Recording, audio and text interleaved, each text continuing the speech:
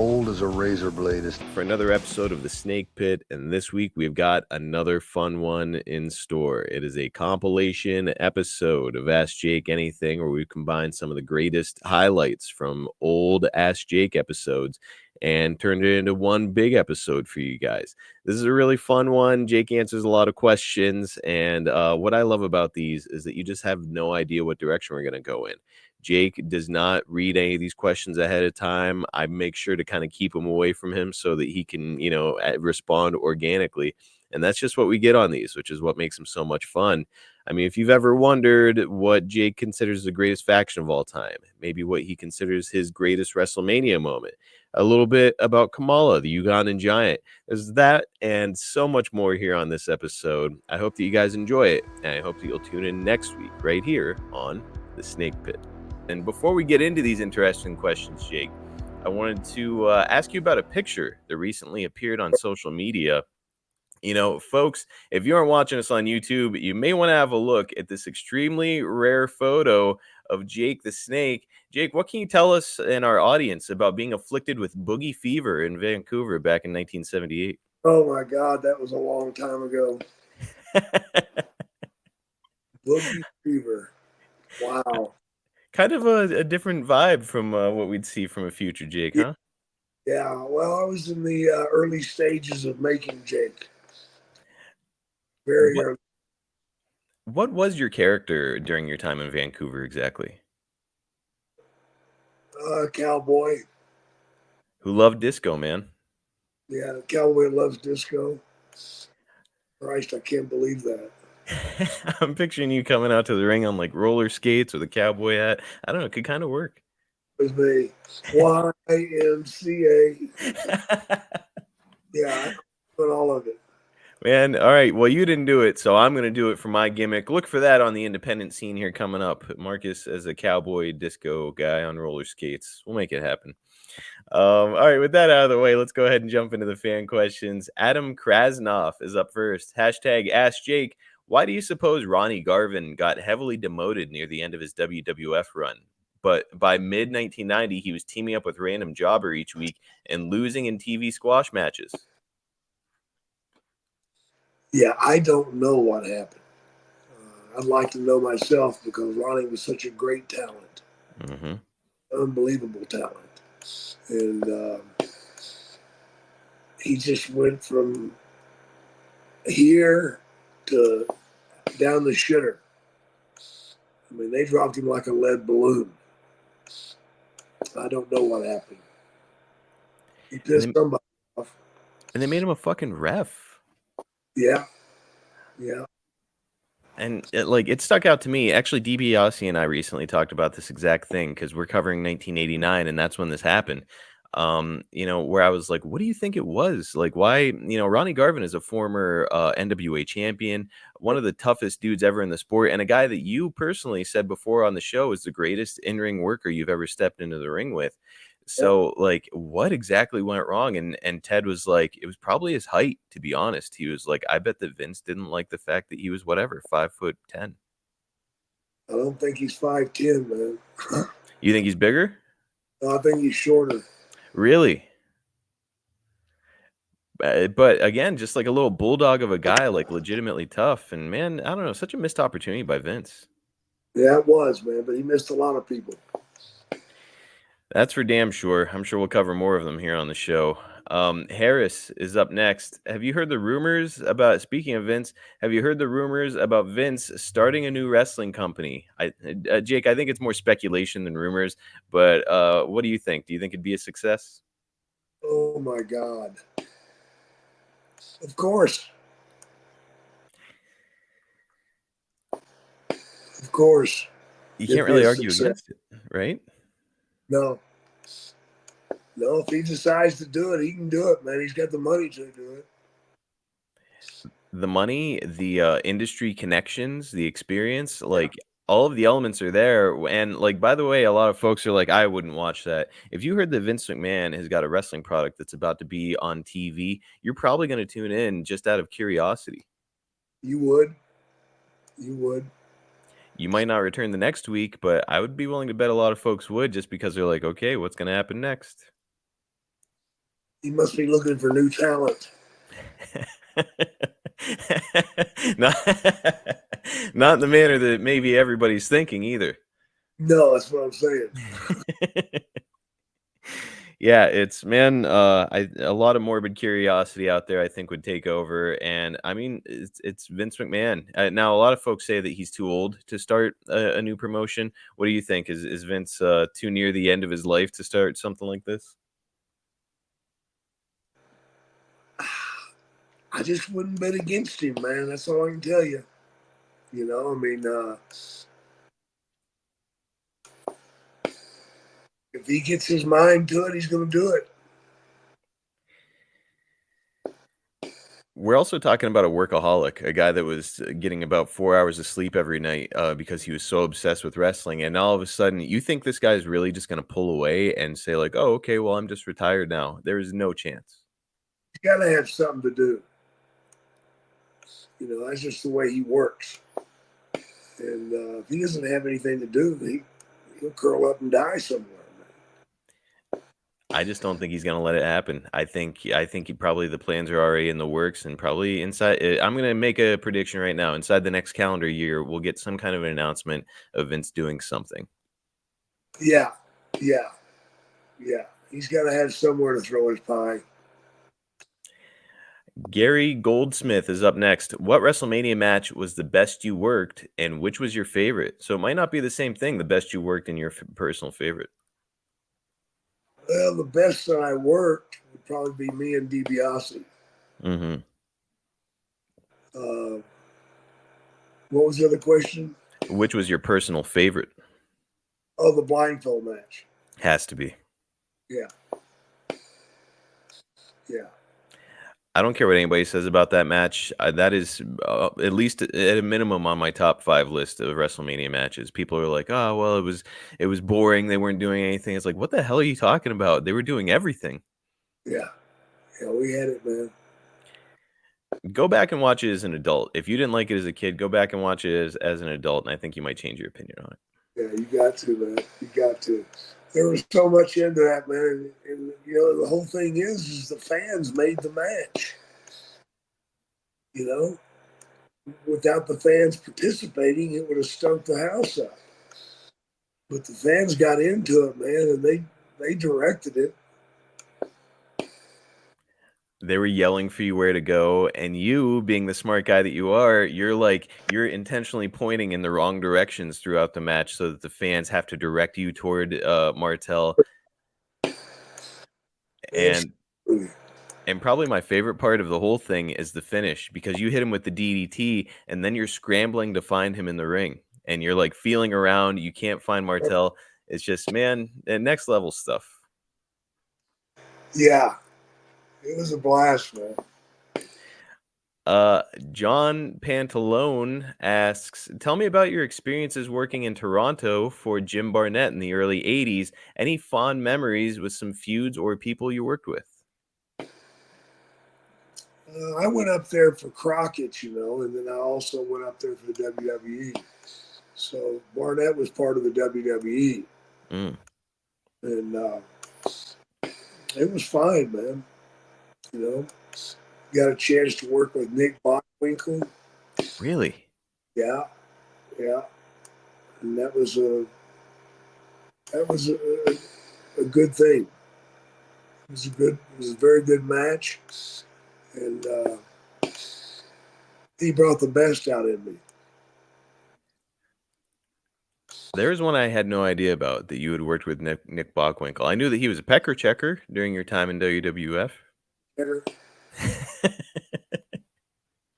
Man, that is incredible. And Bockwinkel, man, one of those guys. Just he's to me, he's a guy that you can put into any generation of wrestling, and he'll fit in just because of his character. Yeah, So yeah. just yeah, it was a cool footnote that you got to work with him. I wonder if there's any footage of that out there. Do you know? Well, there should be. I'm sure there is. Somebody's got it. I'm gonna do some digging. Good. Uh, hey, do you have an impression of Jim Barnett while we're on the topic? My boys, That was it, man. that's that's pretty much all you need. That's the Jim Barnett impression that literally everybody does if you ask them for one. My boy. My boys. Kevin is up next, and he asks, I know Jake traveled with The Undertaker. I'm wondering if he got to hear about the incident between Taker and Hogan at Survivor Series 1991 and what his take on the whole thing was. Are you familiar with this? No, I'm not. So, Undertaker pinned Hogan for the world title in 1991. Flair slid a chair into the ring, and Taker hit him with a tombstone on the chair. But the really interesting part of it is that Hogan immediately, apparently, when it happened, said to Taker, "You got me, brother," meaning he actually stiffed him on it. And so Taker's beside himself. He hurts, the one of the most popular wrestlers in the entire company. And about 6 days later, at this Tuesday in Texas, where you fought Savage, Taker drops the belt back to him, and a lot of people speculated that that was punishment for hurting Hogan. Well, here, years later, Taker watches back the footage, and Hogan's head misses that chair by more than 6 inches. So Ah, he confronts Hogan about it and is like, "What the fuck, man? Like, why did you make me feel bad about that?" And Hogan came up with something like, "Oh, well, it was when you dropped, you were squeezing my head between your legs, and that jammed my neck," or some shit like that. oh, Um, right. So Taker never brought that up to you when you were on the road with him. no, never did, man. What do you make of that? Like, why? Hogan's already an established star. He's already a millionaire. Why do that to a young guy? I have no idea. I have no idea. Maybe because he was dropping the belt and didn't want to. I don't know. Maybe that's it. Like he was sore about the whole thing and, wanted to paint a picture to Vince about like, hey, this guy hurt me out there. You got to put the belt back on me. I don't know. I don't know either. That's a wild one. It's a strange story. And yeah, Taker has gone on record talking about it and how it made him kind of painted the picture of like what Hulk was really all about to him, where he's like, I always friendly with him, but never quite trusted him. So there you go. Next up, we've got Jeff Moudet, who asks, Hey, Jake, I have visited Gainesville, Texas, where you were born a few times, and they always tout the city's circus history. Was any of your family in the circus? And what parallels do you see between those who have gone into the circus and into professional wrestling? Wow. Um, I had nothing to do with the circus. My family didn't either. Mm. That's about all I can tell you. I know there was a couple of families that they wintered there. And they would train, and you'd go by and you'd see people out there on the high wire doing stuff. It's all right, big deal. You've seen it once, you've seen it. So you were not especially enchanted by the whole circus aspect of Gainesville. No, not at all. Now, when you're growing up, I know that, it's been discussed on many TV series and documentaries. You grew up under difficult circumstances. And with that being the case, we always hear stories about people running away and joining the circus. Jake, was there ever a thought in your mind to go and give that a shot? No, God no. Seems like a miserable life. That would be. That would be that, and I don't have the talent to do. I'm not doing getting up on a high wire. I'll tell you that.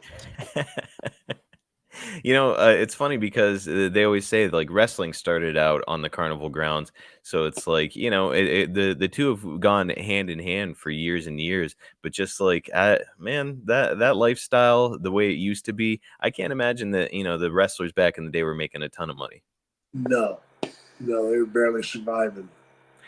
and it would turn into like a shoot if somebody in the crowd decided they wanted to give it a shot. You got to stretch the guy to prove yourself. There you go. Yeah, no thanks. Fast life, brother. A good way to get your ass beat by some big hillbilly somewhere or injure yourself while you're trying to stretch the guy. Yeah, then it's over. Yep. Steve Walls asks, what does Jake think about Terry Taylor being turned into the Red Rooster? And would the gimmick have worked better if Terry had brought a chicken down to the ring with him? We brought a cock. He did bring a cock along with him. It didn't get over, though. It must have been too small. I think that's probably what ultimately hurt Terry Taylor in his career. Yeah, it must have been. The Red Rooster thing, man, was fucking horrid. I can't imagine being put in that position and performing. Right? I'll give it to Terry. He went out there and tried, and he took a lot of abuse, man. Behind the scenes. Oh yeah, What were the guys saying to him? everybody was laughing at him, you know. And I remember before TV one time, Matt Patterson is teaching Terry how to crow, Oh my God. you know, and how to do his footwork. And it was hilarious watching that shit.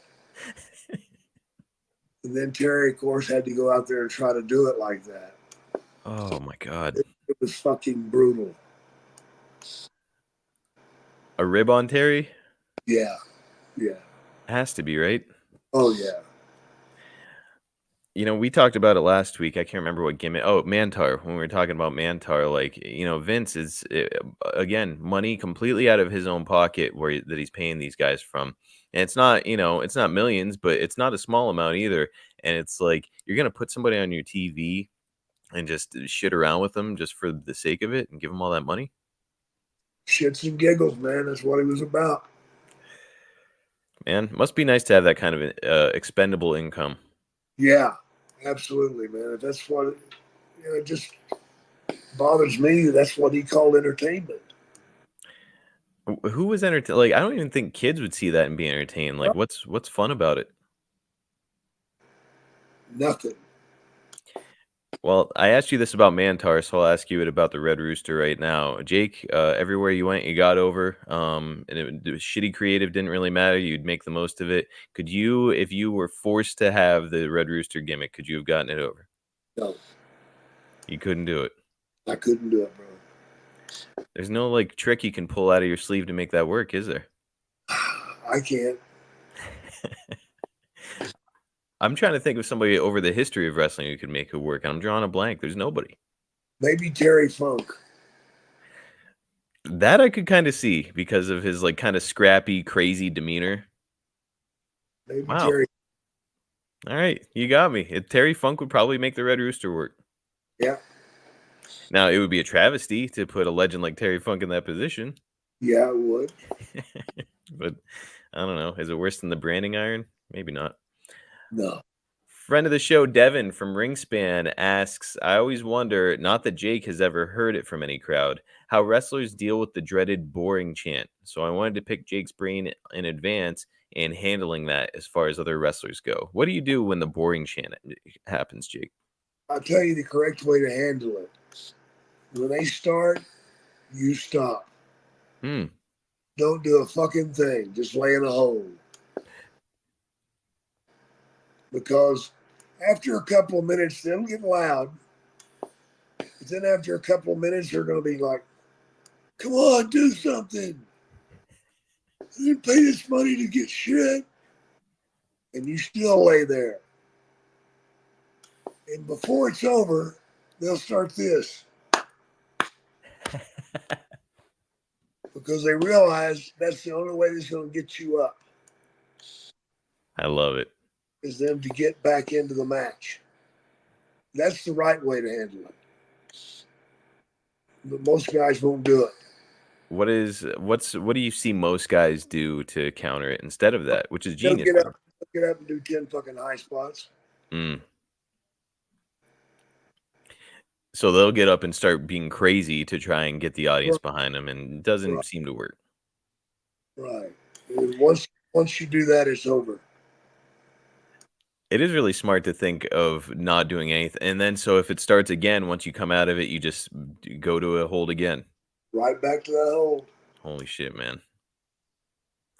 I kind of hope I get a boring chant now on one of the shows so I can try it. We'll see. Yeah. Just lay there, man. No matter how long it takes, just lay there. That's incredible. There you go. Next level psychology, boys and girls. Instagram, a wrestling historian asks, would have winning the 1996 King of the Ring tournament have been beneficial to your career like most of the other victors? So let's set aside the whole historic moment that came from your loss with Steve Austin and the 316 thing. Do you think a big victory like that could have helped to put your 1996 run on track? It would have put me over the top. Mm-hmm. It really would have. But what are you going to do? Probably a really great thing that it didn't happen because of the Austin 316 thing, but yeah, I don't know. It's so I know that you do not like looking back on your 96 run. You didn't feel that you were at your best. I personally look at it nostalgically just because it was cool to see you in the new generation era. But I am wondering, you were never a title guy. You didn't need a title belt. Do you feel like if you had gotten the Intercontinental or something like that during that run, it could have helped to kind of kickstart you a little bit? Sure, it would have. Most definitely. It would have opened a lot of more doors. Mm-hmm. So, what if? You were in the creative room at the time. Like, would you ever advocate for yourself or only plan stuff for other people? Just other people. Kind of like in bad taste to say, like, hey, here's what you guys should do with me, right? Yeah, yeah. Did you ever get to pitch anything for yourself during that time? No. So it was everybody else, and then like somebody would come to you and say, here's what you're doing, Jake. Yep. What a weird line to have to walk. Yep. Great question from Rick Guzman. Ask Jake. Jake has mentioned that he dislikes working tag matches and why. How does he feel about watching them, and what was his method of booking them so that they worked? Well, booking a tag match, you just have to have the right four people. It's got to be a good marriage, man. Mm. That's the most important thing a booker does is aligning people that work together. That can go out there and get the crowd's attention right off the bat. And most people can't do that. Do you feel like I'm trying to remember who it was. I think it was actually Arn said that a good tag team match can main event anywhere in the world. He's a huge fan of tag team wrestling because obviously he's a great tag team wrestler. Yeah. Uh, do you feel that way? Do you feel like tag team matches can main event? Sure, absolutely. G- Off the top of your head, can you think of any tag team matches that you were in that were like, okay, that was probably the best combination of four guys that I've experienced? No. It's a big ask, especially considering the fact that you had like 40 tag team partners in Mid Atlantic alone, Yeah, there's none of those that worked. except for Barry Windham. That was pretty fun. Me and Rufus R. Jones. Oh, there you go, Rufus R. Jones or Bad Leroy Brown. Freight train. Look out. Yeah, pretty much. As I'm watching it back, I really like you and Barry Windham. I think you and Jay Youngblood were pretty fun, but that's about it. That's about it. Tony asks, considering the uniqueness of the character and modern day appeal to sponsors, do you think you could make Jake the Snake work in modern WWE? And what would you have to adapt if so? Oh yeah, Jake the Snake can work anywhere, anytime. Yes. No doubt. I wouldn't have to change anything. I'd just go out and do what I do. You like Bachwinkle, as we discussed before. You would work in the 60s, 70s, 80s right now. Doesn't matter. Yeah. Yep, you'd fit right in. I think you might have to change some things about your promo style. I remember seeing a promo with you not too long ago where you talked about clubbing a baby seal. Yeah. And I was like, might not be able to say that. Maybe not. Josh Blakely is up next. Which one of Jake's shirts was his favorite? It's got to be the boogie shirt we just saw, right? No. I think my favorite shirt would have been the DDT Cruel but Fair. From Mid South. Yeah. That was a great one. And I keep seeing people online say that they want to get their hands on that old yellow shirt that you had, where it was like you almost had like Medusa hair, a bunch of snakes surrounding you and stuff. Yeah, yeah. That was a cool one. You had a lot of really cool merch, and that was the thing about your character too. Is like you had cool music, cool merch, cool demeanor. It's like it's all those factors together. You're gonna get over. Oh yeah. Shannon Hunter is up next with a pretty simple one. Any plans for your birthday, Jake? Well, I'll be in Scotland, Mm, so I think I'll just take my wife out for a nice dinner. hard to beat that. Yeah. And remind me, Jake, you turned 69 this year. Yep. How about that? Chris, Better than hey, better than 70. And both Jim Duggan and Ted turned 70 this year. So you got that to hold over him a little bit. yeah. Those old timers. Christopher asks, what's the worst that someone has ever botched a move on you? Lanny Poffo, Oh, that thing to the kidneys. the genius. Yeah. Yeah. Ooh. Not. Driving his knee into my kidney. What the fuck was he trying to do? I don't know. Like to this day, and whatever new movie he was working on, I don't even know if he knows or knew. Oh God, that still hurts today. Off the top rope, down to the outside, into your kidneys with his knee. Yeah. Dude, I would have had to be carried out of the building. I think I would have been if I hadn't been so mad. But I was so pissed off that he fucked it up. What was your payback on him again? I hip tossed him on the wooden floors. That'll do it. There at MSG, there was no padding down. I'm sure he knew he had it coming too. He's probably Oh like, yeah, yeah, he called it. I'll do it. oh yeah. Buck Harris is up next. I saw where Jake worked with Gypsy Joe a few times, and it seems like everybody has a story about that guy. Does Jake have any? I was his tag team partner. Oh, were you? Yeah, in Japan. What'd you think of Gypsy Joe? Fucking maniac. How so? He used to have the Japs hit him with chairs so many fucking times that he would piss blood. What the fuck? Yeah, because they were hitting him across his lower back, his kidneys, Yeah. But he would piss blood. I'm like, dude, lay off the fucking chairs. Oh, they love it. Yeah, they love it. What are you going to do when your kidney explodes? Yeah, he was too much, man. You need those things, Joe. No reason for people to be beating the shit out of your kidneys. No. Yikes. Yeah, I've heard that he was kind of a wild man and pretty infamously got into a fight with like New Jack at one point. Like just a crazy bastard, huh? Yeah, he is. Sure is. David Vervander, I think is how you say it, asks, what's the story behind Jake wearing a mask and calling himself the Texan? Just something to do. They wanted me to go out and do a job. I was just coming through. I wasn't going to work there. So they said, "You gonna wear a mask?" I said, "Fuck yeah, let's wear a mask." Mm. So I wore the Texan. So went out and got beat 1, 2, 3, and left the territory. Simple as that, short lived. Yeah, So you only worked one match as the Texan while you're there? yeah, I gotta find this match. Now, if I remember right, that was WCCW and you just came through the territory. yeah. Wow. All right.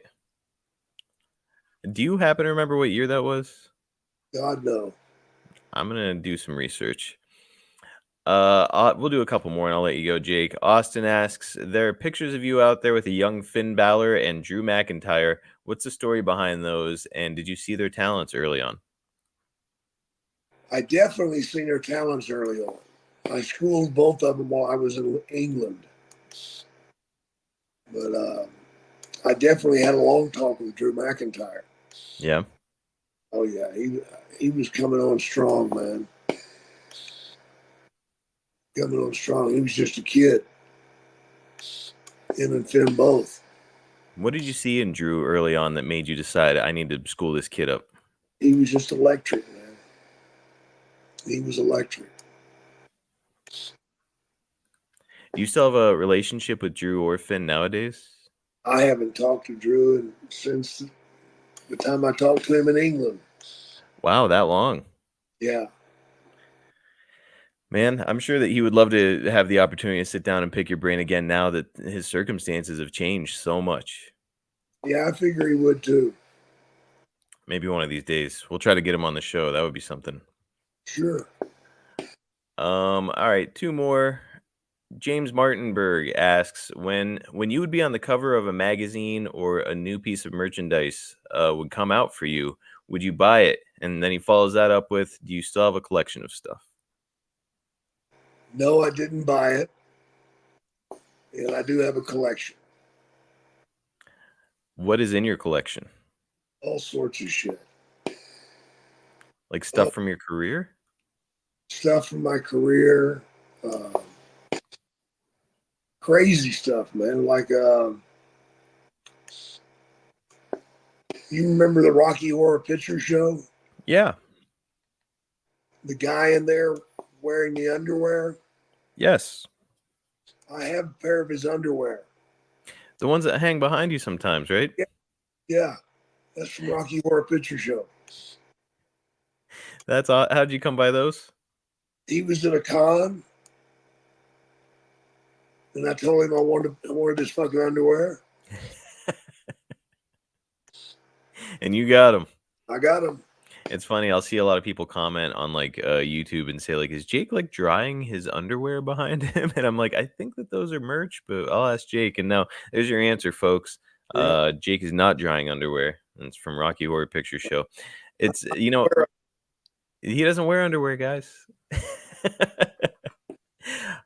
It's interesting to hear though that you would see yourself on a magazine, like especially probably 88, 89. You were really red hot, so you're probably seeing your face everywhere. Yeah. When you would see yourself on a magazine, you're just like, like you didn't care. No, man. It was just a thing, man.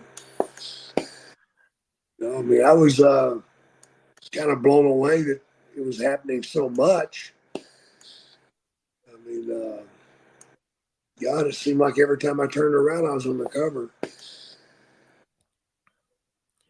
You were on the cover of like WWE magazine. It was like Ellery Queen during that period. There was like a number of magazines, and plus you're like you're making appearances here and there on TV. It's like, man, your star was like burning bright. And it's interesting to me is like just a podcaster to think like you'd be in the grocery store and see yourself on a magazine and be like, oh cool, and then just like buy your groceries and, and that's it.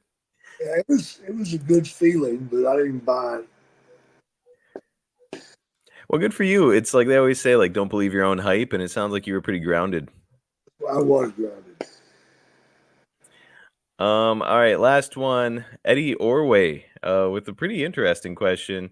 Kind of strange. He asks, hashtag Ask Jake, who is your best friend? Hacksaw. Hacksaw. That's a good one. So Eddie, the DDP. Yeah. So those two right after me, Eddie. So it's me first, then Hacksaw, then DDP. Okay, guys, we are going to take another break, and we are talking about something that I am passionate about, and I'm sure that a lot of the listeners here are passionate about as well. Food, not just food, great food, and that's exactly what Green Chef provides for you. Fall is my absolute favorite season. Not too hot, not too cold. It's crisp outside. You know that feeling. You come out in the morning and you're like, ooh, I need a sweatshirt, but in a good way. Like this is a very cozy fall feeling. And not to mention, you get all those nice warm flavors like pumpkin spice and chili and all the other great things that you get to enjoy with this season. It's the perfect time to reset and bring healthy habits back into focus. And that's exactly what you get with Green Chef. They are the #1 meal kit for clean eating.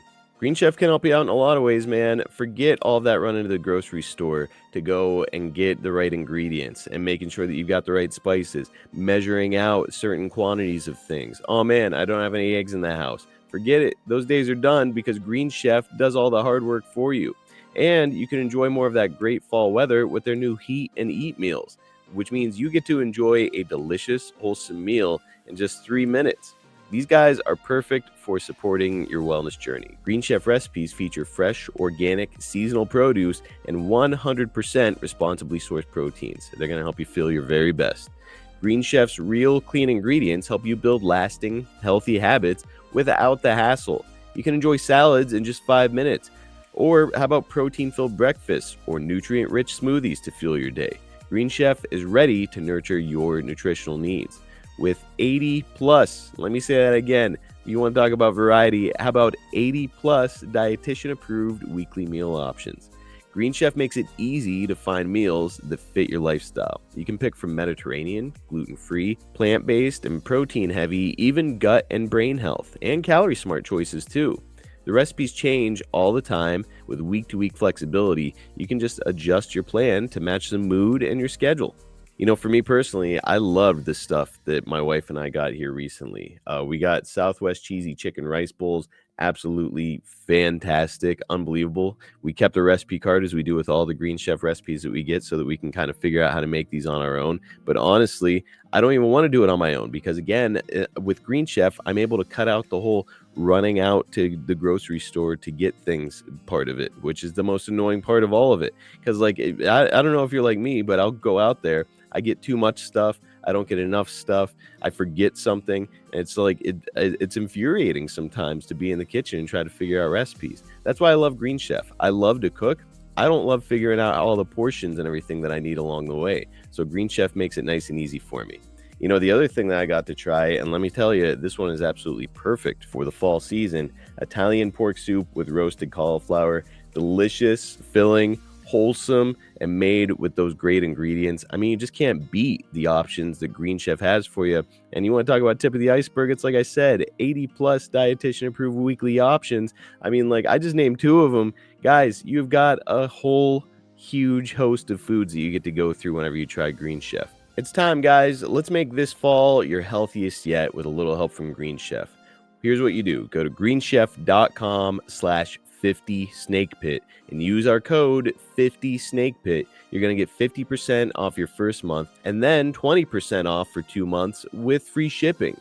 Again, that's code 50snakepit at greenchef.com/50snakepit.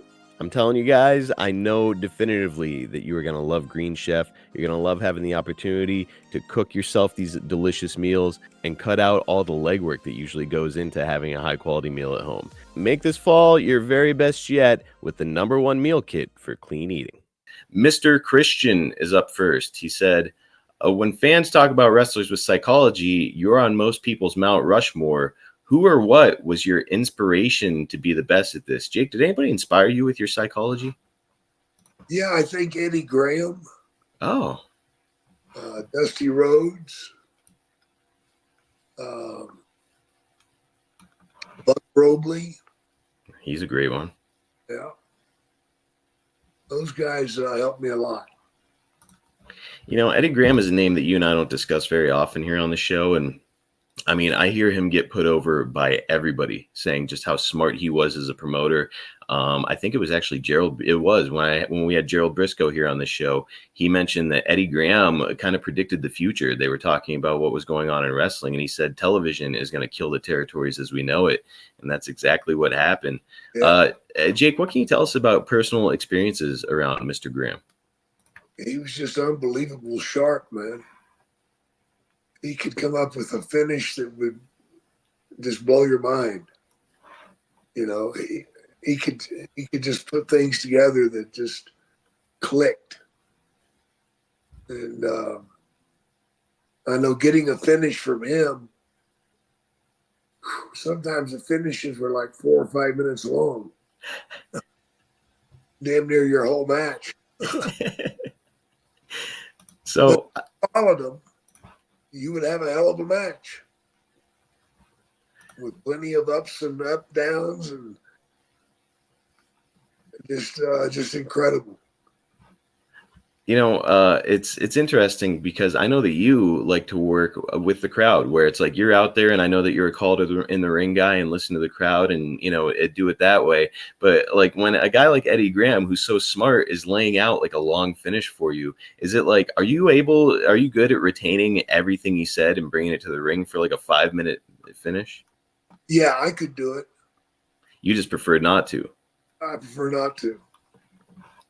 And I think I've asked you about this before, but the guy who's really notorious for wanting to map out entire fucking matches was Randy Savage. Yeah, Was he pulling that stuff with you, or did you say, nope, see you in the ring? not at all. See you in the ring. Randy's a big star in the territory, but at the time you were too, so you've got every right to say, nope, not doing it, brother. Well, he knew we could do it my way. And by the way, those matches were absolutely incredible. I just saw a clip from one of you and Randy in Madison Square Garden, and it's like, I don't even know if it made TV. It was just one of those matches that got recorded, and it was just like it was incredible. You guys just amazing chemistry out there. Appreciate it. Eddie is up next. He asks, I know you're really like Jake Hager, and now he's gone from AEW. Why do you think he hasn't latched on anywhere and become a big star? I don't know, man. I hate to hear that he was gone. Really, really surprised me. Really did. He hasn't gone with anybody. I don't know, man. I hope he does. He's one of those guys that you look at. He's great size, great athleticism, great look. It's like, what do you think he's missing? The right direction. Do you think he's one of those guys, Jake, that would benefit from a really strong gimmick? Meaning right now he's like MMA fighter, shooter, former collegiate wrestler, and that's kind of his thing. Like, do you think having a more gimmicky kind of a gimmick would work for him? I think so. I think his gimmick is who he is. A shooter. Yeah. Yeah. But that's something that could be worked with. He's one of those guys who maybe could benefit from having a strong manager. I would say arguably some of his best stuff that he got to do was when he was paired with Dutch Mantel in the WWF as Zeb Coulter. Like they had some good chemistry, and Dutch did a lot of the talking, and I don't know, maybe that's the formula for him elsewhere. Yeah, maybe. Jay Wills is up next. Did you ever accidentally cut yourself with your blade before it was time to gig? No. Jake, Ted and I just talked about this, and he told me that he would keep his blade in his fucking lip, which I'm like, what if you took like a weird working punch and accidentally swallowed that thing? Where did you keep your blade? On my wrist. Did you ever consider putting it in your lip like some guys? No. That seems crazy, right? There's too damn much disease in your mouth, man. That's an even better point. Like all the bacteria you're putting on that blade before you use it to cut yourself. Think about it. I didn't even think about that part of it. So not only is there a risk of swallowing a fucking razor blade, but you don't know what kind of bacteria you're putting now into your scalp. Yeah, no telling where that tongue's been. Ugh. Yeah, DiBiase, God only knows. Yeah. Peter Gerg is up next. What can you tell us about Kamala? That's a pretty basic question, but what were your experiences like with Kamala? He was a sweetheart, man. He really was. Thank God, because he was a big man. He was a natural 325-pound man. That's a big boy. Yeah, he was. But just a great heart, kind-hearted, never in trouble, good performer. He had it all, man. Do you feel that his best work was in the WWF or Mid-South? Probably Mid-South. What, just a little bit more kind of a gritty presentation to him? Yeah. People were scared of his ass in Mid-South. he's one of those guys that like you never really hear much about him behind the scenes. Like Meltzer and so many other dirt sheet writers end up getting the dirt on so many guys and what was happening behind the scenes and problems and stuff like that. And he was just never one of those guys. Was he going out doing the partying, drinking, having fun thing? Didn't do any of that crap, man. So to him, it was just a job. Yep. I tell you what a voice he had. Really? This guy could sing country and western music, and make you cry, man. No shit. Oh yeah, he had a voice. He got a couple albums. Does he really? Yeah, I've got to look this up. yeah. Check it out, man. It's pretty awesome. So would you be like traveling with him and hear him start to sing, or how would that go? I didn't ever travel with him. He usually had a group, his manager, whoever his manager was, and they usually traveled together, and that was about it. And while we're talking about singing, Jake, I know a lot of guys would hit the karaoke bars while they were out and about. Were you one of those guys? No. Have you ever in your whole life sang karaoke? Yes. All right, we got to hear about it. What's your song, Jake? House of the Rising Sun. That's a great one. Yeah. I sang it in Tokyo, Japan. Standing ovation, presumably. Maybe to walk out. But I sang that, and I sang the green, green grass of home. Those are great. Oh, yeah. We were all crying. We had been in Japan about 10 weeks. And still had a few weeks left, man. We were drunk as skunks, and we're singing that stuff and crying. The green, green grass of home. Oh, I want to go home so bad. Oh, that's fucking great. Now, was this during like your first run in Japan, or what? When would this have been? First tour. So around 1980, I think, was your first tour over there. Yeah. Now, are you going out? Because that was when you were wearing the face paint thing. Were you going out with face paint on doing karaoke? Because that's a wild scene. Hell no, man. We had the wrong face paint, man. Yeah. That shit was eating our skin alive. What kind of paint were you using? I don't know, man, but it was burning our skin bad, man. Well, look, while we're on that topic, I've got some concept art for a future T-shirt that I put together. And again, I'm trying to highlight parts of Jake's career that don't get talked about enough or featured enough. And one of the things that occurred to me, I was like, how cool would it be to feature a very short period of time from Jake's career in 1980 in Japan? So there's one piece of concept art that we have. Jake, what do you think? You want to turn that into a shirt? I think so, man. We got your name in Japanese below it. We've got Japan 1980 over to the side. That's a pretty badass looking shirt, right? It could be. All right, we're doing it. We're going to put that on a tank top, T-shirt, all of it, folks. OneTrueSport.com coming soon.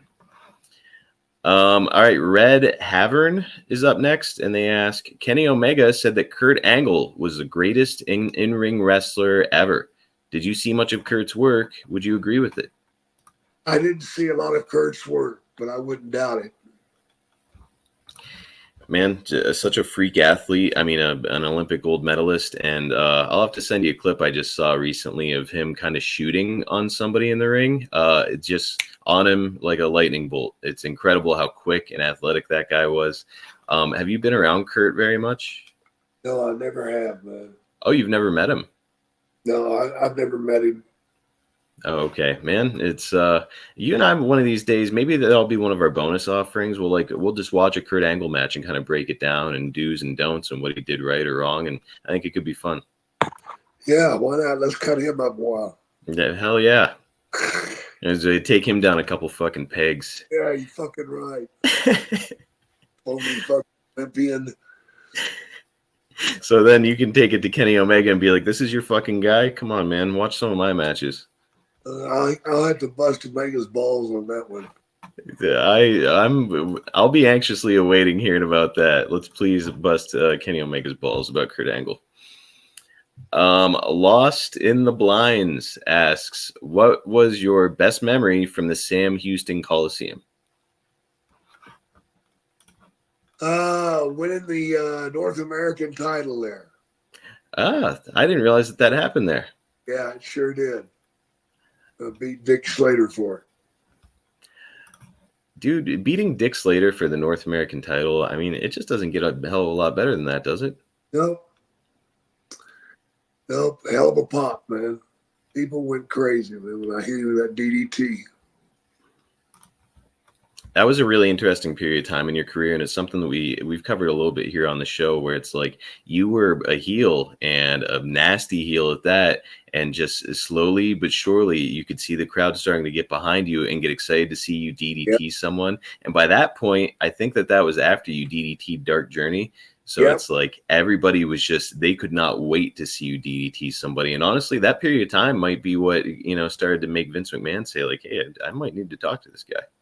I think so. I know you were never a belt mark at all. Didn't care about it, and actually, it was probably an inconvenience to carry that thing. Yeah. Do you have any belts in your home or collection? Oh. Is it not something you're even interested in? I'd be interested in having a North American, maybe even a World TV title. Your Georgia TV title. Between the two of those belts, which one would you say meant more to you to win? The World TV title. It's a cool looking belt, but also just like the story that you guys were telling, it was just something else. Yeah, it was a strong story. We worked hard for it. Tim Anders is up next, and he asked a question that made me laugh out loud when I first read it. Jake, who's the most carny motherfucker you have ever run across in wrestling? Oh, easy. Tim Bodie. Sin Bodie. Yeah. In the literal sense, carny motherfucker. Yep. These kids aren't all right. Now, what about like a promoter or somebody that you're just like, boy, I don't fucking trust that guy as far as I can throw him? Oh, most of them. That's what they say, right? You like can't trust them. You can't, man. Back in the day, the mentality was almost like it's the boys against the office, right? Yeah. What a weird way to make a living back in the day. It was, man. Rick Olzak, I guess is how you say it, actually has a question about a subject we'll be covering in long form next month, and it's something we just saw on a t-shirt there. Aside from Big Daddy Ritter and Harley Race, what was your favorite opponent / match here in Calgary, Alberta? Dynamite Kid. All right, that's great. Yeah, we wrestled a few times. It was awesome. You had him in singles? Yeah. Now, everybody always puts over Dynamite as being like one of those guys just like as good as it gets. What made Dynamite Kid so good to you? No, he was a striker, man. He could hit you from anywhere. And his shit was so solid and so clean. Now, would you say that he had a tendency to work a little bit snug, or was he pretty good? Oh, yeah, he was snug. And snug is good to you, right? I loved it. That's cool, man. I cannot wait for us to cover that period of time in your career. There's a lot to talk about. And what's funny is I was looking down kind of like the full list of matches that you had there. There weren't a ton, but it's a pretty memorable piece of time in your career. So we're going to have some fun talking about that next month. There for a few months. Yeah, pretty brief, but I mean, you won their championship while you were there. You got to wrestle Harley Race. You had one of the first ever ladder matches with Big Daddy Ritter. Yeah. So stay tuned, folks, because next month marks the 45th anniversary of Jake's match with Big Daddy Ritter and that with that ladder match. So we will be covering it. Van Owen is getting pretty personal with his question. He asks, "What did Jake wear under his tights? Was he rocking a thong?" Hell no. So what was going on under your tights, bro? Or some tight tights. Okay. Regular tights, but they were real tight. So you keep your fucking hose in place. What was that? Wanted to hold my junk in.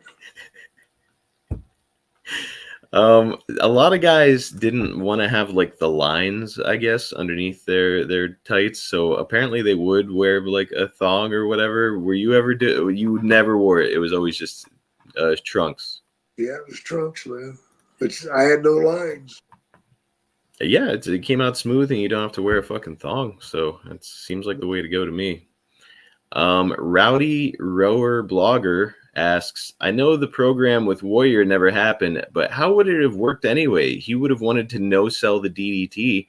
I'm sure Jake could have made it work somehow, but how? That's a good point. It's something I never thought about, Jake. Like the Warrior is going to do his Warrior shit where he springs right up from your fucking finish, and I know that wouldn't work for you, right? No, it wouldn't.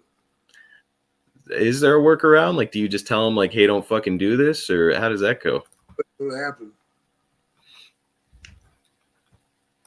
Wouldn't So, have happened. so you would just be straightforward with him and say like, because it's a weird dynamic for you because you had to come to this fucking asshole to see if you could get permission to even work with him.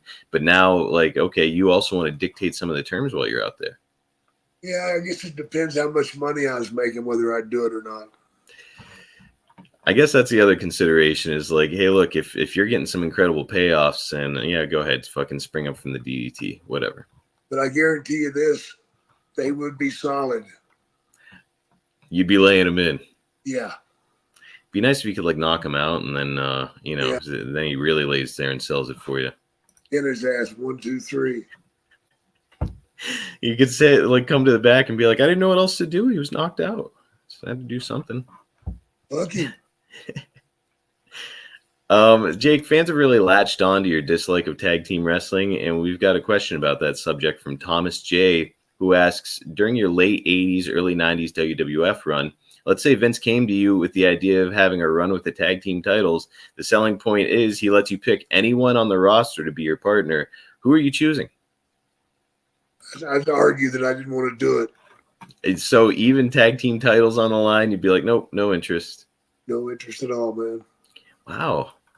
So like tag team titles, presumably, if you're the champion, it would mean that you're on top of the card in at least the B towns, which means higher payoffs. Even with that potential, just zero interest. Zero interest, but if I had to, I'd have picked somebody like Kurt Hennig. Oh, holy shit. Could you imagine that combination? Or Undertaker. Even better. Yeah, that would have been something. I would have loved to have seen you in a faction with the Road Warriors when you guys were all in the company. Like, just redo the Legion of Doom. It would have been sick. That would have been awesome. He follows it up with, who would your ideal opponents be for a tag team feud? Jake, at the time when you're in the company, who would you say was the best tag team in the WWF? Fuck, I forgot who was tag teaming. Oh, man. Like the Brainbusters, Arn and Tully, Heart Foundation, Demolition. I would want to work with Arn and Tully. Those guys could fucking go. That's for sure. Yeah.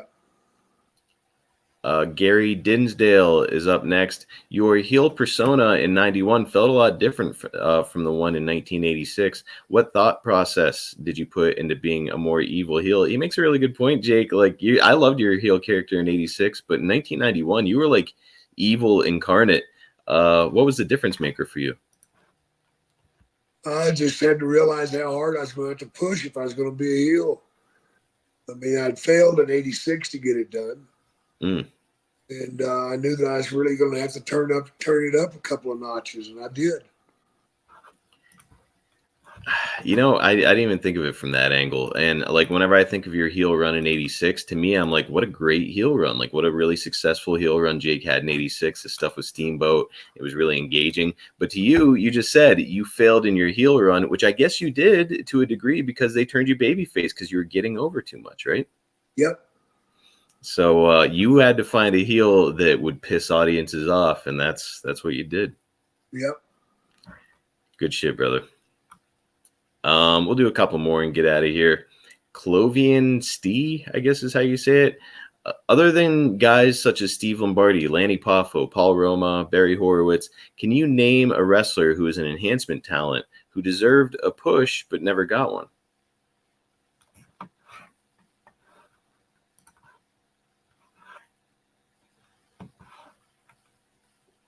Dusty Wolf. Oh yeah, He could work. he was good. Yeah. Jim Powers. Hell yeah, he had a great look. Yeah. He just looked like a wrestler. Mm-hmm.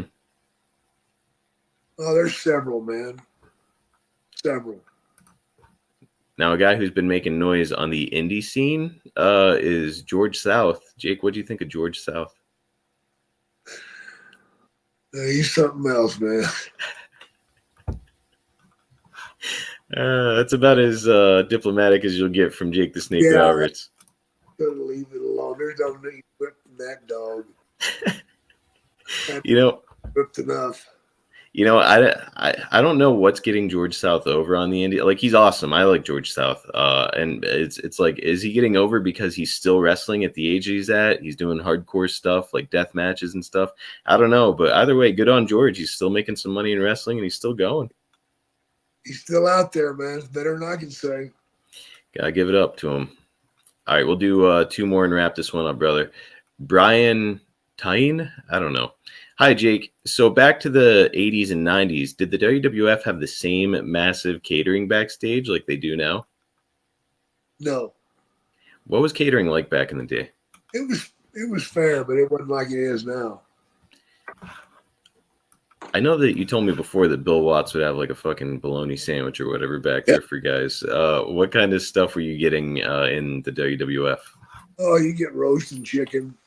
Oh, pretty good. Yeah.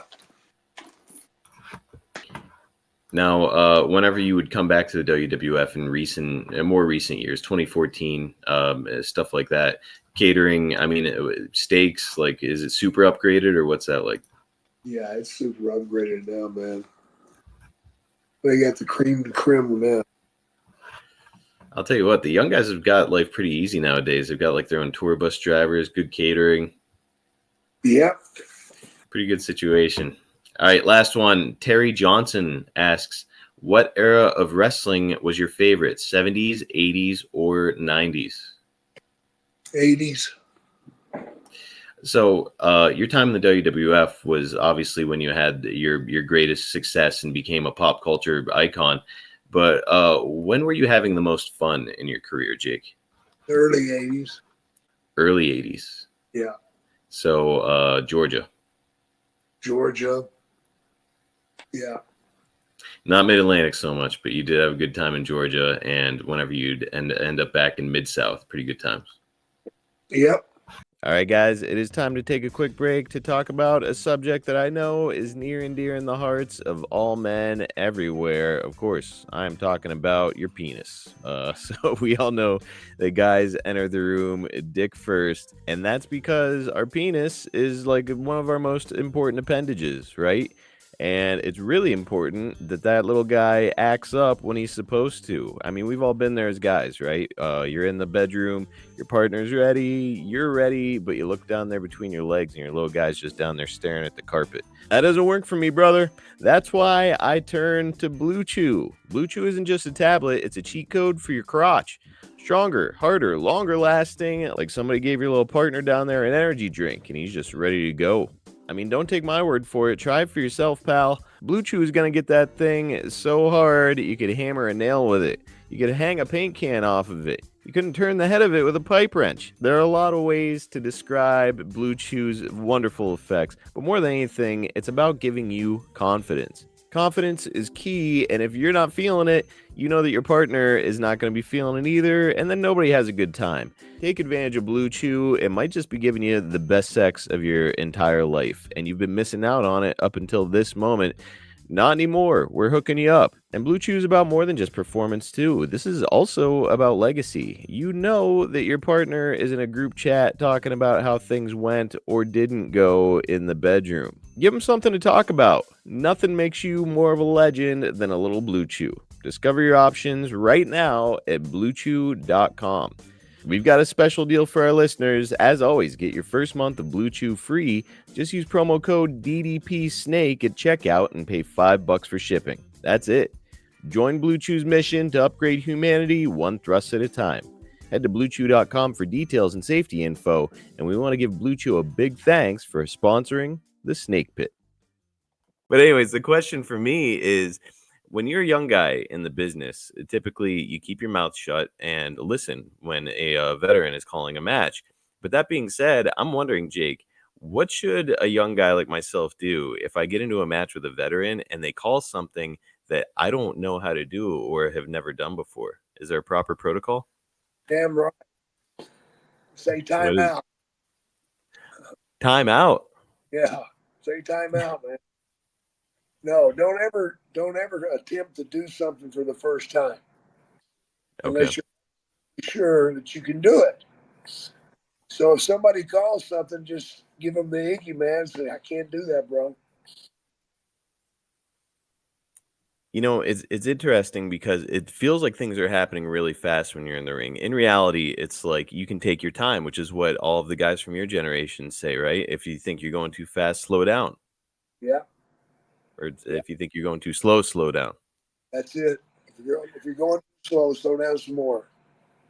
But like when you're in there and all the action's happening, it's like, okay, this guy's picking me up and he just said some shit I've never heard before and he's about to shoot me off to the ropes. I mean, all you can really do is grab a hold or grab the ropes or something like that, Grab right? the, grab the ropes. Do not come off those ropes because you have no Oh, idea what you get hit with. right, because then it's like, not only could you fuck up the spot and just make it look like shit, or you could get badly injured. You can both get hurt. Yep, Don't want to do that. definitely not worth it. So, okay, that's some good advice. Jake, did you ever have a situation where like some crusty old veteran called a spot and you had to slow it down? Because I can see a lot of guys from your generation getting a little bit pissed off that like this fucking kid is stalling out my match. Well, I've had situations where somebody calls something and I questioned it. You Mm, know, what the fuck is that? It was with Hercules Hernandez. We were in Oakland, California, and I got him in an arm bar. And he goes, bro, I'm going to shoot you off the rope and hit you with my flying, blah, blah, blah, blah. And I'm like, what the fuck is that? He goes, I don't know yet. I made it up. And he shot me off. Fuck, man. He did some type of flip type thing, caught me in the head with his knee. I went down. I'm like, God damn, we'll never do that again. The next day, I was on crutches. He'd hurt his knee, getting my bone head. wow, you got a thick skull there, Jake. Yeah, man. Okay. So let that be a lesson to everybody out there. If you're an aspiring wrestler, just grab the damn ropes, take a Grab bump, powder. powder, do something. Just don't come off of those ropes and get hit with something you don't know where it's coming from. Man, good advice, Jake. And really, that's a question that came to me. You know, I had mentioned an episode or two ago that I was fortunate enough to ride with Tommy Dreamer and talk to him a little bit about being with Dick Slater when he was just 19 years old, fresh in the business. And like I cannot picture Dick Slater calling something and me holding onto the ropes or powdering and him taking that very well. He'd be all right with it, man. He'd come over and nail you a couple of times and probably body slam you. Okay, so even like kind of the crusty, meaner, older guys kind of understand like, hey, look, if we're gonna do this, we got to do it right. Oh, they're grateful, man. They're grateful. Wow. All right. See, like you hear the stories about Dick Slater, I'm like, oh, he would hate my fucking guts if I did that. Well, he probably still hates your fucking guts, but that has nothing to do with it. He hated my guts before the bell rang, probably. Yeah, no shit, don't we all? All right. Enough of my wrestling stuff. I might try to bring one of these to every single one of these just because I think it's fascinating and people can really benefit from your knowledge. But we'll get into the fan questions now. And the first one is Owen Frank, who's got a pretty interesting one. If you had to choose, would you rather be a four horseman or part of the NWO? Four horsemen. Really? What separates them from the NWO in your mind? Well, there's four guys. The NWO, you don't know who the fuck you're talking to. There's only like 200 people in the NWO. You know, it's pretty watered down as far as I'm concerned. So you'd be fighting for promo time as opposed to competing with just like three other dudes. Right. Right. Now, Jake, what do you think of factions in wrestling? Do you like the idea of them? I think they're okay. There's nothing wrong with them, man. Sometimes they get out of control. They try to take over and run things their way, and they pout and piss and moan if they don't get their way. I don't like that at all. Yes, because there's on-screen factions, and then there's also backstage factions that Yeah, never make it to screen, and some of those can be the worst. yeah, the click comes to mind.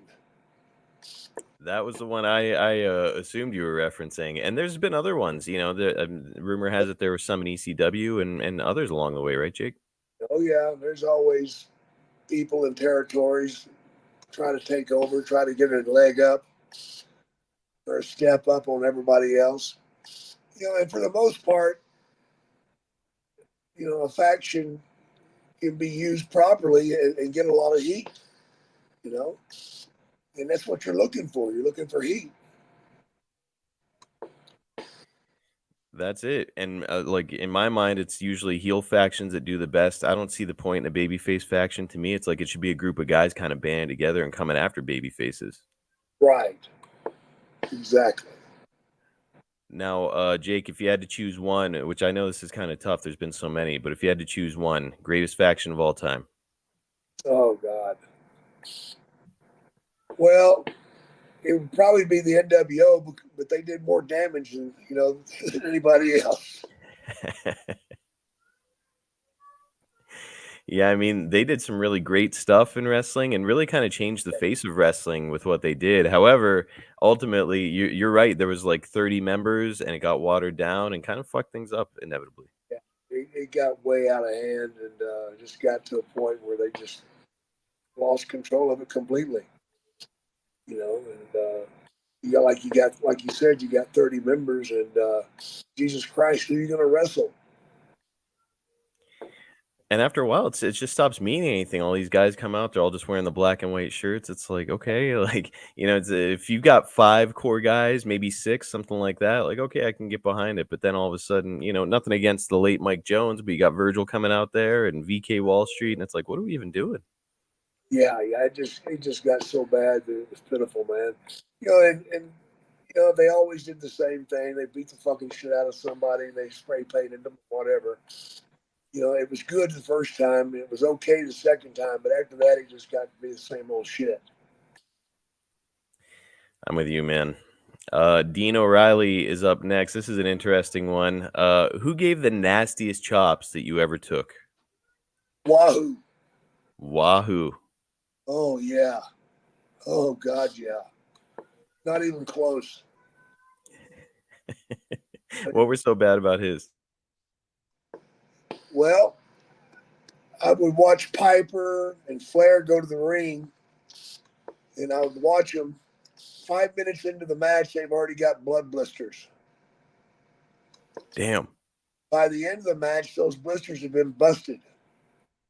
So they're Oh, bleeding chest. Their chest is a raw piece of meat. That was a nightly thing with Wahoo. what do you do to treat it afterwards? Like, what are you putting on your chest to kind of? Because you got to go back out there probably the next night and take more chops from him, right? Absolutely. Cold beer. Lot, I guess that's probably it, right? yeah, you can put different ointments and stuff on, but it's not going to do much good. Ooh, boy, that sounds awful. Now, whenever somebody's giving you chops, do you ask it and they're coming too hard? Do you ask the guy to dial it back, or do you just return fire on Try to return fire, or next time he hits you with one, get your ass on the mat. him? Fucking bump. you know? Yeah, that's one way out of it. Take a bump, roll out of the ring, something. Yeah. Don't ask to dial it back, man. Because the second you ask somebody or say like, "Hey, brother, lighten up" or dial it back, they're just gonna come harder, right? Well, they're either that or they'll say you're a fucking pussy and everybody's going to give you a hard time. Well, and then you run that risk too. They're gonna bury you behind the scenes afterwards. It's man, what a mess. Yeah, yeah. You don't want that. You don't want that tag. Jason Bayless is up next. Apologies to our listeners if they can hear my daughter crying. So I'm still waiting on my man cave to get fixed, so I'm stuck here next to her bedroom. But Jason Bayless is up next. He says, "Who is your original opponent going to be at WrestleMania 3? Because I heard originally Honky was going to work Paul Orndorff before his face turn flopped, and they put him with Jimmy Hart." Um, I have no idea. I did not know that. Yeah, as far as I knew, the plan was always Honky and had been since like February, but maybe I'm wrong. That's interesting. Thinking back to WrestleMania 3, I don't know, maybe Steamboat is the obvious answer to me. They should have played that rivalry out throughout the summer and then all the way up to Mania. Yeah, I think so too, man. I think they missed the boat on that one. James Mitchum wants to, boy, he's trying to get you to bury some people. He says, okay, let's bury some guys. Who are Jake's 3 worst wrestlers of all time? Oh, there's too many out there. Way too. I Um, don't. I don't have time to bury anybody, man. I don't have time to think about that. that's the right answer in my opinion. There's no sense in burying folks because, like, what does it do for you ultimately? Shit ton of people that don't even need to be near a ring, much less in it. You know, I can think of hundreds that should be paying for their ticket instead of instead of getting in the ring. But I'm not going to name names. Yeah, hell, I right off the top of my head, I can think of some guys who were in the WWF who maybe fit into that category. But again, what's the sense in burying folks? Boots Gets is up next, and they ask Jake, who's the greatest midget wrestler of all time? I think you're supposed to say little person nowadays, but who's the greatest little person wrestler of all time, Jake? I love Little Tokyo. Little Tokyo. Yeah, his facial antics and his expressions said it all, man. He was too much. Where what territory was Little Tokyo in? Oh, they went everywhere, man. They went everywhere. So did you ever work a match with Little Tokyo? Yes, I did. Now, Jake, is again a 6'5", really large guy. How do you handle being in a match with a little person? Not well. He punched me in the nuts,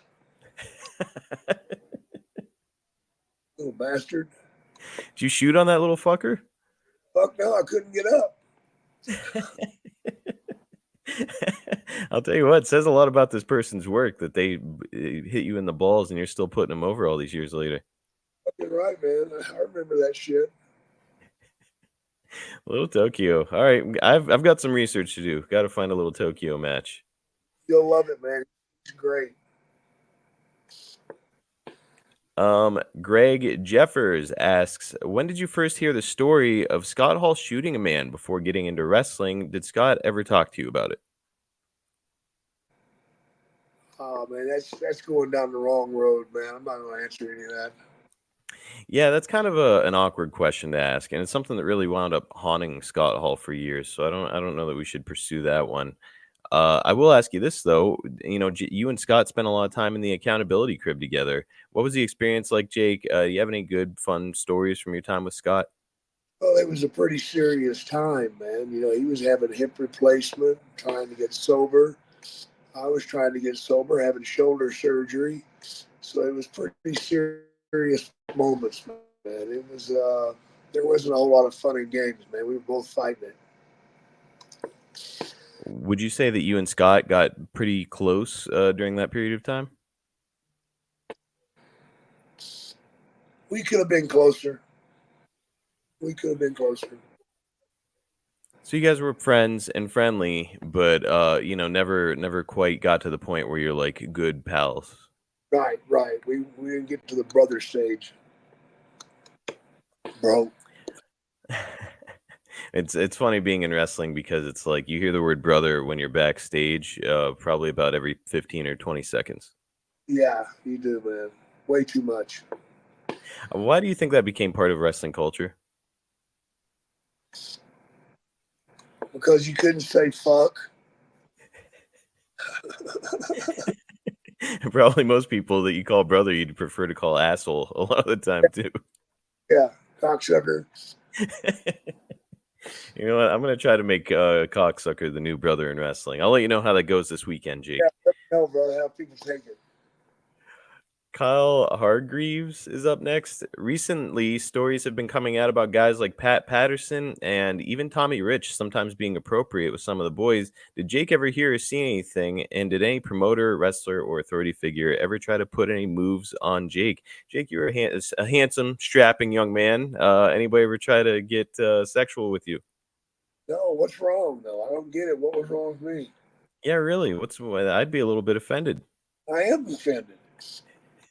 What am I fucking turnip greens and beans or what? There's a little beef here. Wait, at least give Jake the opportunity to turn it down out there. Come on. Bastards. NJ Coda up next. Do you have any Randy Savage stories that aren't about the snake bite? Love and thanks. Hmm. I don't know. Let me think about that for a second. Sure. We'll return to it. Let's get on to Yeah, JB. Oh, you got one? yeah, I got one. Go ahead. We got called to the front to talk about our match. This was going to be a it's where they put me against Savage in on Saturday night main event, Yeah. and Hogan was not on the show. Big So opportunity. yeah, it's also an opportunity to fail. Mhm. The pressure was on. They came to us and said nobody has had this much time to have a match as long as we've been doing this. We had 3 segments to wrestle through. So uh, what was the guy's name? Run NBC. Oh, oh shit. Shit. I know the exact guy you're talking about. Cocksucker. No, that's not it. Yeah, that's it, brother. Yeah. What the hell is his name? I'll throw a picture of him in here in post production, but yeah, I'm gonna kick myself. Go ahead with the story, and I'll continue it. Anyway, he's explaining to us how much time we're going to have. And he's like, I'll tell you this right now, guys. If the numbers fall when we go to break, you guys might as well pack your fucking bags and head for Poughkeepsie, New York, because you'll be on local television for the rest of your lives. Dick Ebersol was the motherfucker who said that. Oh, yeah. Yeah. So Savage freaked out. We got to do something special. Oh my God, we got to turn it up 2 or 3 notches. Yeah, he wanted to change his whole fucking character up, man. Jesus Christ, he was freaking out. He's going to have Liz do something. He was going to do this. I mean, he's just way too much. I'm like, Randy, wait a minute, man. The reason they picked us is because they know that we can get the job done. And all we got to do is go out there and do what we do. We don't have to Damn change. right. So, man, when we hit the ring, brother, he's going off on me, man. He's coming at me loaded, man. He's ready to fire all guns are loaded, and he's ready to fire them all at once. So all I did was block and cover, block and cover, block and cover, and then I'd lean on him. After about 5 or 6 minutes of him throwing me around and me leaning on him, he finally blew up. All right. And once he blew up, everything went back to being real again. And that's when we had a great match. In fact, his father came to me after the show and said that was the greatest match he'd ever seen Randy have. No shit. Yeah, yeah, it was pretty awesome. Pretty awesome. So That's a great Randy Savage story, and also this is Jake's podcast, so I'll take the opportunity to put him over real quick. Once Randy blows up, he's not in there calling spots anymore. It's all up to Jake. Jake is Gassed. completely in charge. He's gassed and he's looking for help, man. And I Now, went back to leaning on him, man, and just held him and let him come up, and we'd do a spot and we'd go back down to selling. That's the key, selling. That's always been the key, selling. Whether you're a baby face or a heel, selling is the most important thing you do out there. that's exactly right. And it's a big stage. There's a lot of pressure, and Jake is remaining calm, which is another big element. Savage is out there kind of freaking out, and Jake is like, "Look, I've been doing this for years. Just because it's on this TV station, some dude just threatened me doesn't change my job." Nope, not at all, man. He picked me because he saw what he wanted to see. Yep. So there's no reason for us to go out there and change everything. If we change everything, he's not going to like it. Because that's not what he paid for. I love this stuff. This sort of information is really valuable. I think for listeners and for people who are coming up in wrestling like I am, where it's like, hey, look, sometimes just sticking to the fucking fundamentals, regardless of the circumstances, just always work. Absolutely. Go back to the fundamentals, grab a hold, and sell. Learn how to sell. Fight back. When you're selling, don't ever die. There's a difference between selling and dying. You see some guys get hit with a twig and they go down and they just lay there. No, that's not dying. When are you supposed to do the die sell? Is it only when you get hit with a finish? Yeah. Depends on the finish, too. Would you say that a false finish is the exception? Well, even a false finish, man, you're selling throughout the thing, but you come up still fighting, aren't you? Yes. Right. You're still trying to get up and do something. You're not dying. The only time you die is when you get hit with that final 1, 2, 3. And even then, sometimes you don't want to, right? Because you want to kind of keep yourself strong. No, you want to come up as soon as possible. But just remember to sell the hole that happened or sell the event that happened. Whatever it was, you got to sell it and get it over.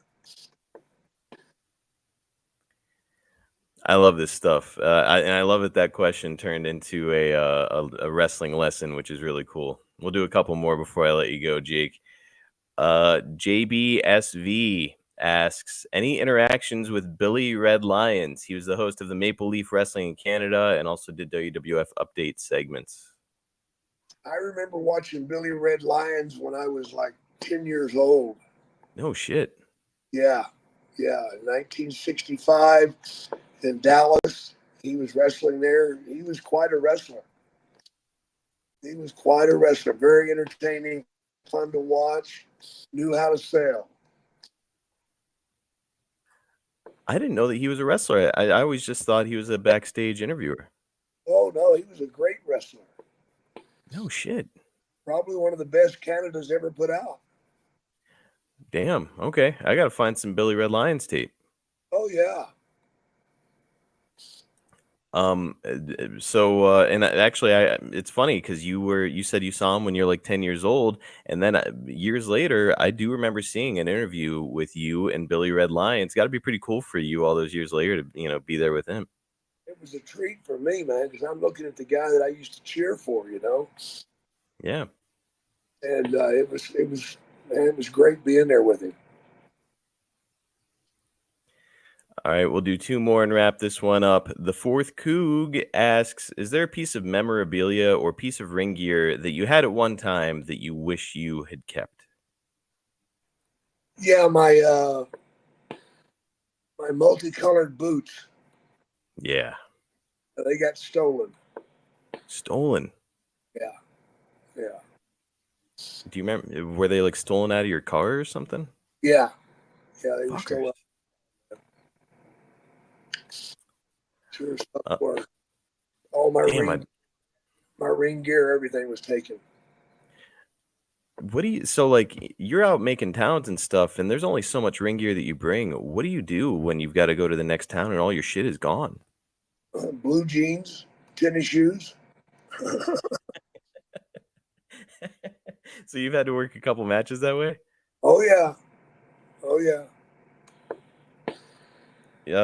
Thinking about you in blue jeans and tennis shoes makes me wonder. I know that you would never do it with the WWF. When you went back to Mexico after the WWF, WCW, did you ever think about going back to red karate pants during that period? Oh yeah, I sure did, man. I wish I had. Was it up to you, or were you like, I better just stick with this because it's my look now? It was up to me, but I should have done it, but I didn't. Would have been cool to see the return of karate pants, Jake. Absolutely. All right, last one, and I'll let you go back to your vacation, my friend. AJ Ward says, "Do you have any great stories about ribs or jokes or pranks pulled on Paul Ellering when you were in the original Legion of Doom?" Uh, no, unfortunately, we left Paul alone because he was one of those guys that didn't rib and didn't like to be ribbed. Mm. He was pretty straightforward. Paul's a great guy, man. I'm so happy that he's back on television. Um, it was great to see him back in the WWE, but now no ribs. It was enough of a rib him taking care of the Warriors. Yeah, that's a lot of responsibility for anybody. That's a fucking rib right there, brother. And it is cool. He's back on TV. He's probably like the authors of Pain. And it's like, I was at a live event here in Pittsburgh not that long ago. And I'm looking at ringside. I'm like, holy shit, there's Paul Ellering. Wow. How about Yeah, that? it was awesome, man. I was so happy for him. Not to mention, Paul was kind of like a fucking shooter, wasn't he? He was a power lifter. That's it. Okay. Yeah, he So was a power lifter. maybe not necessarily somebody you'd want to fuck around with.